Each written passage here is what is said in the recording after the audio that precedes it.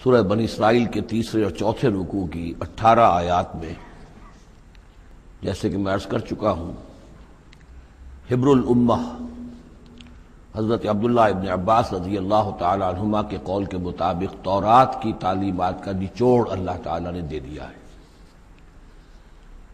So to say, this is the Quranic version of the 10 commandments of Torah۔ ذہن میں تازہ کر لیجئے، سب سے پہلی ہدایت، مت پوجو کسی کو سوائے اللہ کے، بندگی پرستش صرف اللہ کی۔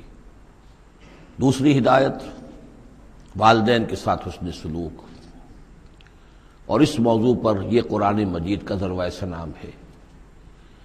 اگر وہ تمہارے پاس بڑھاپے کی عمر کو پہنچ ہی جائیں تو انہیں اف تک مت کہو، انہیں کبھی جھڑکو نہیں، ان کے سامنے اپنے کندھے جھکا کر رکھو، عاجزی اختیار کرو، تواضع اختیار کرو۔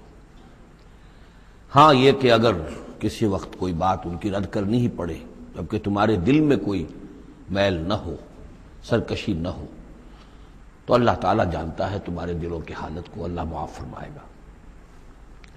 تیسری ہدایت، رشتہ داروں کے حقوق ادا کرو اور محتاجوں کی اور غرباء کے مسک۔ چوتھی ہدایت، فضول خرچی میں دولت مت اڑاؤ۔ یہ تیسری اور چوتھی باہم مربوط ہے۔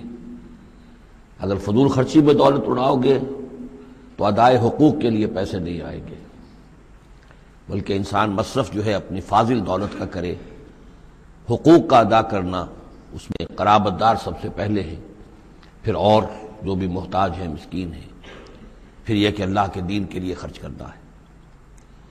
اس میں پھر مزید ہدایت کہ اگر کسی وقت تمہاری اپنی حالت ایسی نہ ہو کہ کسی کے ساتھ تعاون کر سکو، تب بھی یہ ہے کہ بات نرم کرو، معذرت کرو بڑے اچھے انداز میں۔ اسی سلسلے میں مزید ہدایت کہ ان صدقات اور خیرات کے معاملے میں بھی انتہا پسندی نہیں ہونی چاہیے۔ نہ یہ ہو کہ آدمی بخیل ہو جائے اور ہاتھ اپنی گردن سے باندھ لے کہ کوئی پیسہ نکلے ہی نہ یہ کہ اپنے دونوں ہاتھ کھلے چھوڑ دے، تو پھر یہ کہ اسے بعد میں پچھتانا پڑے۔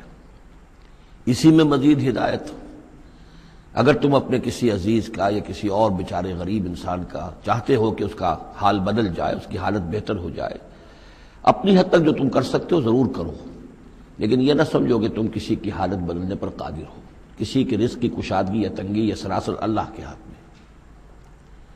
ایک اور ہدایت، زنا کے قریب تک نہ پھٹکنا، یہ بہت ہی بری شے، بے حیائی اور برا راستہ ہے۔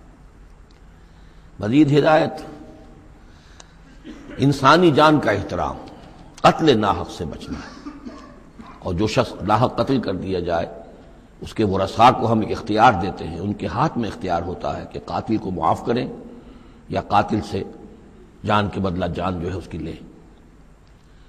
مزید ہدایت، یتیموں کے مال کے قریب نہ پھٹکنا، لیکن بہت عمدہ طریقے سے ان کی حفاظت کرو، امانت سمجھو اس کو، یہاں تک کہ وہ اپنی بلوغت کو پہنچ جائے، پھر یہ ہے کہ تم ان کے مال ان کے حوالے کر ہی دو گے۔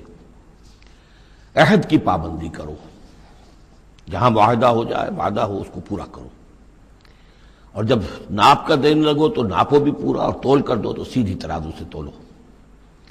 یہی بہتر ہے نتیجے کے اعتبار سے بھی، اسی سے جو بقیت اللہ جو بچ جائے گا تمہارے لیے اس میں برکت ہوگی، اور بے ایمانی سے کم ناپ کر کم تول کر کچھ زیادہ اگر تمہیں فوری طور پر حاصل کر بھی لیا تو اس میں برکت نہیں ہوگی، بلکہ اس میں نحوست ہوگی۔